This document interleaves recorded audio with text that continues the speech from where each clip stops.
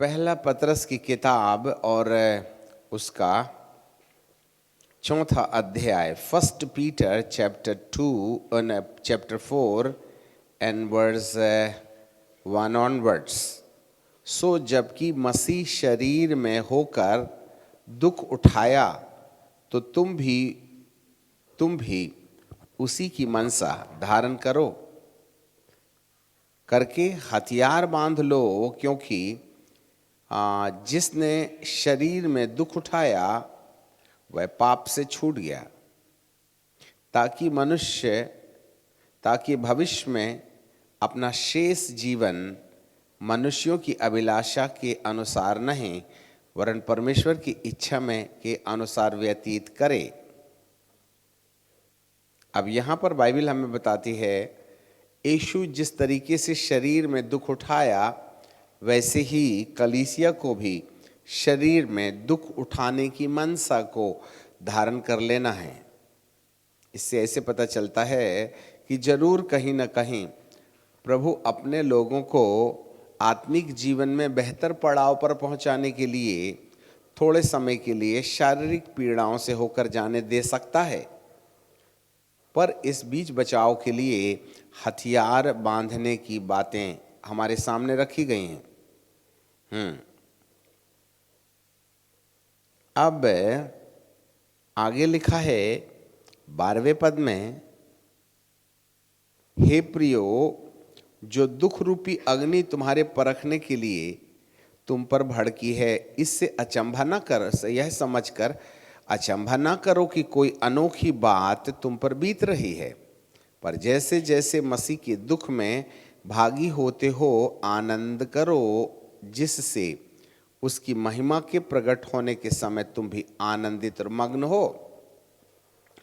उसकी महिमा के प्रकट होने के समय और उसकी महिमा यीशु के दूसरे आगमन में प्रकट होगी, तब तुम भी उसकी महिमा में प्रकट किए जाइएगा। हाँ, प्रकट होते समय तुम भी आनंदित और मग्न हो। यदि मसीह के नाम से तुम्हारी निंदा की जाती है तो धन्य हो, क्योंकि महिमा का आत्मा, जो परमेश्वर का आत्मा है, तुम पर साया करता है। जब कभी भी किसी व्यक्ति को महिमा की आत्मा के साये की आवश्यकता है तो उसको कहीं ना कहीं अपने आप को उन दुखों की वादियों से होके जाना होगा, जिन दुखों की वादियों से जाने के टाइम पर परमेश्वर मजबूरन अपनी महिमा की आत्मा उस व्यक्ति को, जो मसीह के नाम से दुख उठा रहा है, उसके ऊपर भेजने में दबाव पाता है। ये उसकी जवाबदारी बन जाती है। ठीक है। सो प्री ट्रिबुलेशन कलीसिया के लिए है और ट्रिबुलेशन उन ढीठों के लिए है, उन लोगों ने, जिन लोगों ने परमेश्वर के सत्य प्रेम को ठुकरा दिया, उन लोगों के लिए है। वहाँ परमेश्वर नाराज नहीं है, वरन 7 साल के महाक्लेश काल में पीड़ा के दौरान उन लोगों को, जो लोग प्रभु को नहीं जानते हैं, जिन लोगों ने प्रभु की सच्चाई जानने के बावजूद भी उसके सत्य प्रेम को ठुकरा दिया है, उनको वह सजा याफ्ता के द्वारा लौटने का संकेत देगा, और यदि वे चाहें तो लौट के आ सकते हैं, अन्यथा है अनंतकालिक विनाश उनके लिए होगा। पर आज भी कलीसिया जो यीशु मसीह पर विश्वास कर चुकी है, वो कहीं ना कहीं परमेश्वर की उस बुलाहट में नहीं खड़ी है, क्योंकि हमने परमेश्वर की बुलाहट को अपनी सूझ और बूझ और समझ के द्वारा अनुवादित कर लिया है और हम अपने तौर तरीके से बाइबल को अनुवादित करते हैं, जबकि परमेश्वर हमें कहीं दूसरे आयाम में पहुंचाना चाहता है। इसलिए दुख रूपी अग्नि, जैसे कि पहले पद में आपने पढ़ा कि सो जबकि मसीह शरीर में होकर के दुख उठाया तो तुम भी उसकी मनसा धारण कर लो, करके हथियार बांध लो, क्योंकि जिसने शरीर में दुख उठाया वह पाप से छूट गया। ऐसे क्यों लिखा है? यदि हमको शरीर में दुख उठाने की ज़रूरत है तो प्रभु यीशु मसीह ने शरीर में दुख उठा के हमें क्या मिला यदि हम उसके बाद भी पाप से छुटकारा नहीं पाए? तो ये बात सत्य है। यीशु मसीह को ग्रहण करने से, यीशु के पास आकर अपने गलतियों की याद करने के बाद जब हम प्रभु से विश्वास करके मांगते हैं तो प्रभु हमारे पाप क्षमा कर देते हैं, हमारे नाम पर दर्ज कर्ज मिटा दिया जाता है। पर पाप करने की टेंडेंसी ख़त्म नहीं होती। पाप की क्षमा एक अलग चीज़ है, परंतु पाप से छुटकारा एक अलग चीज़ है। It's a very easy to have the forgiveness from our sin, but there is another step that we may not repeat the sin again. ध्यान दीजिएगा,